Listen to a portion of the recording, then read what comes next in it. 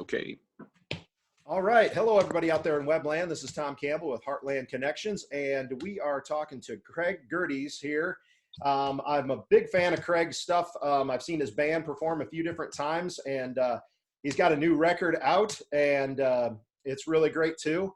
We're really thankful that he is going to be playing our 8 o'clock slot here on Saturday, May 23rd at the Bishop Hill Creative Commons. So welcome, Craig. Hey, it's great to be here. Thank you for having me. So if you don't mind, can you tell us a little bit about your background and kind of where you're from? I grew up in central Illinois, about 35 miles north east of Peoria. I went to high school at Ronald Benson High School, and I've lived in that area pretty much all of my life between Woodford and Marshall County. I did a little time in Nashville. I was there for about 4 years. But my home was always here in Illinois, and when I left Nashville, I decided we were going to, take our stuff on the road and take our band out and just start traveling and start cutting more records instead of just writing songs and writing rooms in Nashville, Tennessee. So that's what we decided to do. I've been playing music since I was 10 years old, and my dad had a country band, and I've been, in bands most of my life, and I do this full-time musician. So this has been kind of a trying time for us anyways, but always proud of where I come from, and it's always great to get back to Galva area and play that festival there and whatnot. But I'm here in Marshall County, Illinois, in a little place called Pattonsburg, and that's where I call home. All right. Very good. So how did you get into music? What were kind of whether it was life influences or just purely musical influences, what made you want to get into music and kind of have that be your driving force? My family was all musical. My dad was one of 10 kids, and they all of my aunts and uncles, all 10 of them, with the exception of maybe 2 or 3, they were all musical. So whenever and they were a pretty close family too. So whenever they would get together, the instruments would come out. And so I just assumed everybody's family was that way. I didn't know that it wasn't really that way. But so whenever we get together, there was always a lot of food and a lot of music, and they played country and bluegrass stuff. And I was influenced by that. And from an early age, I was starting to grab a hold of a guitar when I was 3, and was actually, being able to play it when I was, 5 probably. And my dad was a big fan of traditional country, Hank Williams and Marty Robbins and Ernest Tubb and the old stuff, Merle Haggard and Buck Owens. So I grew up listening to all that. And then, as I mentioned a little bit ago, I started in his band, playing lead guitar in his band when I was 10, and I've always loved country. But my love has drifted, into different categories of music. I'm a big fan of Southern rock and big band stuff, and of course rock and roll, which kind of carries into our live shows. So my dad was a huge influence on me and a lot of his influences, but I loved a lot of blues. I'm a big Stevie Ray Vaughan fan. I love the Beatles. John Lennon is one of my favorite songwriters, and Paul McCartney, and that whole British invasion thing. And I'm a big fan of Eric Clapton and rockabilly stuff. I was influenced by a lot of that too. Anything that's, as you mentioned when we were chatting there earlier, that's raw and real. I love, and the rawer and the more real, the better I like it. So. Very cool. Very cool. So before this sort of this pandemic time period that we're in here, where like I've mentioned to a lot of people, you professional musicians here, you were really the ones that were affected first because of what you do, playing for crowds of people, and you'll also be, unfortunately, one of the last groups of people that will be able to get back to doing what you do best. So pre-pandemic, what was your general year like? What as a musician, as a touring musician, and do you have like a story you can kind of share that maybe helps describe what that is? Well, we were used to play, between 150 and 200 shows a year with my band out on the road. And you get, I mean, they're all full-time musicians as well. So you get used to that. And not just being able to survive. I mean, that's your job and you're making music on the road for a living, but you get used to running on a lot less sleep than I'm getting now, it seems like. And, I love being on the road. I love seeing the different people, and that's influential in the songwriting for the music that we record. So I guess none of us really knew when this started, a couple months back, what we were really in for. The guys were asking me, what do you think? I said, oh man, I said, just, be calm, and we'll just, we'll let this blow on over. And I don't think it's going to be very long. And I guess I was wrong about that. So it's been hard for all of us,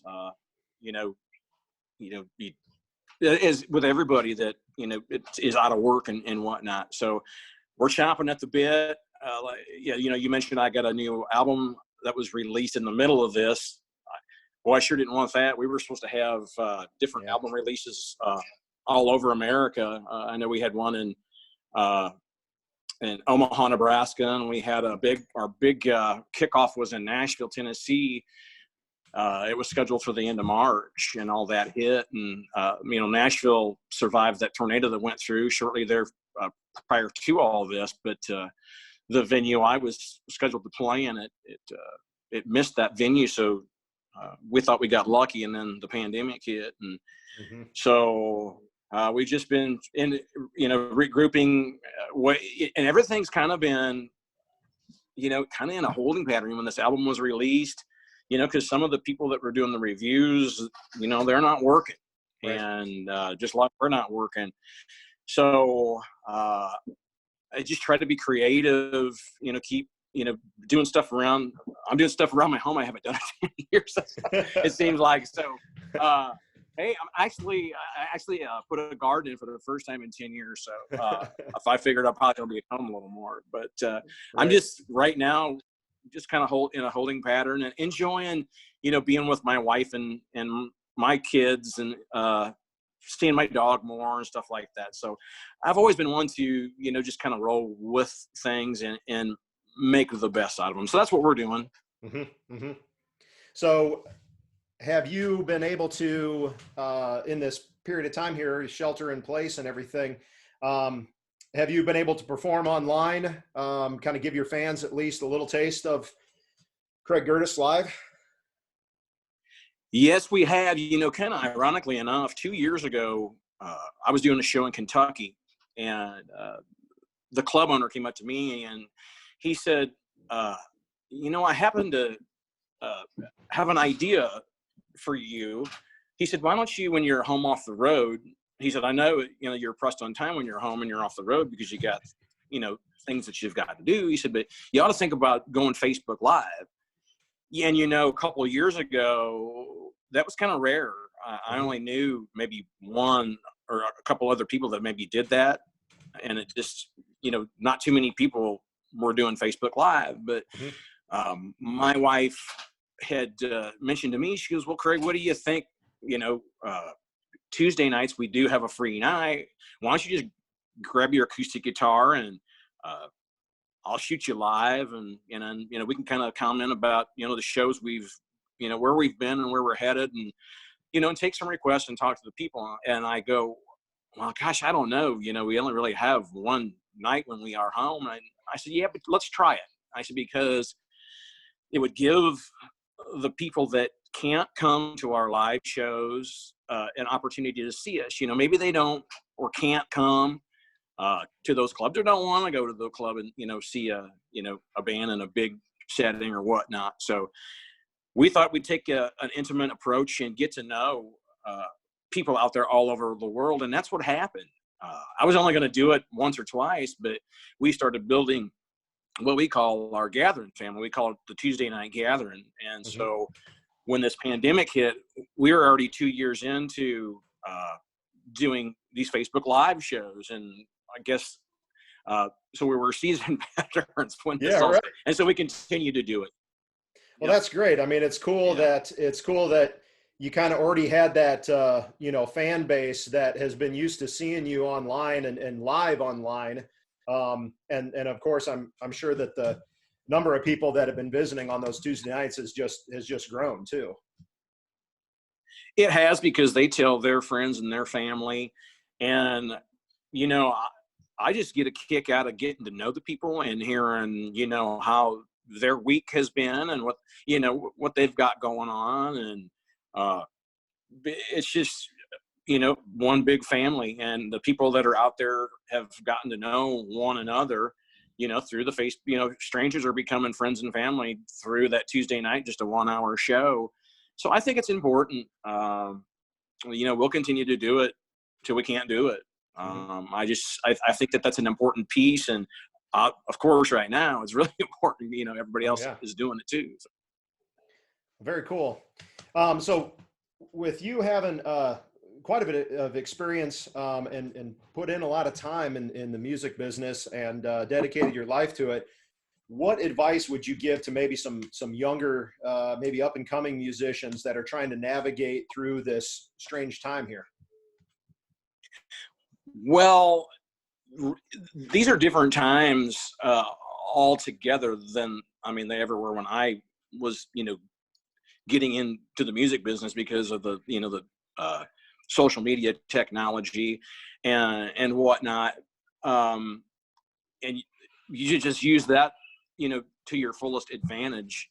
And there, back when when I was going to Nashville, that was before the whole social media thing. And if you were gonna try to break in, that's what you had to do. There was no social media, so I did that, and I spent 4 years there. I wouldn't discourage. There's a lot of people that bash Nashville and what's going on there and whatnot. I would never discourage, and I never do, any new people that are trying to get into the music business from going there, because just like any business, it's all about relationships still. Even with social media, relationships are good, and you can build that online, but sometimes meeting somebody face to face and multiple people face to face, and maybe writing songs with multiple people is the best thing still to this day, I believe. So that would be my piece of advice. Don't be afraid to just because we have social media, don't be afraid to go to someplace like Nashville. I was given a piece of advice from a guy out in LA. He's a drummer for a band out there that happened to be from Central Illinois, and I was wanting some advice, and he said, "Well, this is what I'm gonna tell you." He goes, "You need to get out of the Midwest." Again, this is before social media or anything like that. He said, "You go to New York, go to Nashville, or LA." And I'm like, well, I'm from Central Illinois. New York's out of the question, and I'm not going to LA, so Nashville it is. So I ran into him. I'm trying to think. It was a year ago, last year, and he's playing drums with Dwight Yoakam. And Okay. before the show, I happened to run into him out in the lobby, and I said, "Hey." And we got talking and reacquainted. And I said, "That piece of advice that you gave me about getting out of Illinois, do you remember that?" He says, "I do." He goes, "Did you take it?" I said, "I did. I was there 4 years." He said, "Was it good advice?" I said, "It was good advice." I said, "And I still give that to people that are wanting to know how I feel about that." So, but taking chances is a big thing. Yeah. I'd been in Illinois my whole life, and shoot, I never had left. So I was a little nervous, just to quit my job and leave my family and go down there. But it was good. It builds character. Well, and I would imagine too that it's one of those things that when you make the choice to return, you're making a choice, right?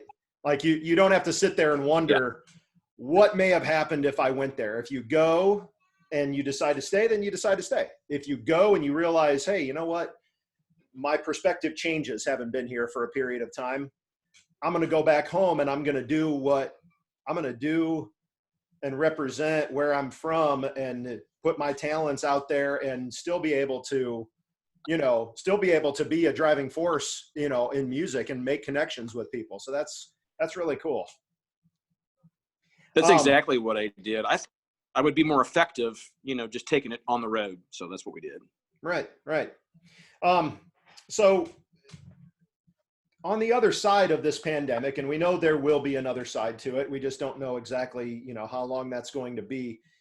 What do you think that post-pandemic music world will look like from a musician's perspective? Like say I'm not that, sure because I was going to say that, that first, everybody's given the green light again. Okay. Venues can start to open back up. They can start to have festivals again. What do you see that? What do you see that looking like? Well, I've had mixed feelings because I've had different feelings. I don't know. Initially, I was thinking that even after venues open back up, that people might be still a little skittish about getting together in big crowds. But I don't know anymore about that. So I have mixed thoughts. I have mixed feelings. I do know that I've got a bunch of stuff out of state, and a lot of those states are opening up. Mm-hmm. Nebraska and Oklahoma and Missouri and Florida and all those things. So, and I've heard of, some shows over the last weekend in Missouri that were great. So, my initial thought of people, maybe there would be a little nervous and gun shy and skittish. Well, maybe that's not the case. So I'm hoping that's not the case because we got a lot of big stuff coming out. Well, and a lot of people that I'm sure as they, have been listening to your new record that would love to hear those songs live and everything. So yeah, hopefully that's the case. Yeah.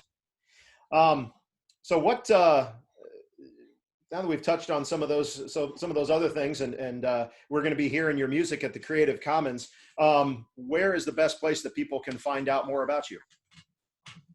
You can go right to my website, CraigGerdesMusic.com, and it'll hook you up with every place that you need to go. And, you can Google my name. It's my last name's Gerdes, and my first name's Craig. And if you Google me, it'll take you right to my website and steer you from there. All right. Very good. Well, we're looking forward to your performance, and just thank you for spending some time talking with us. Thanks so much for having me. I'll look forward to Saturday. All right.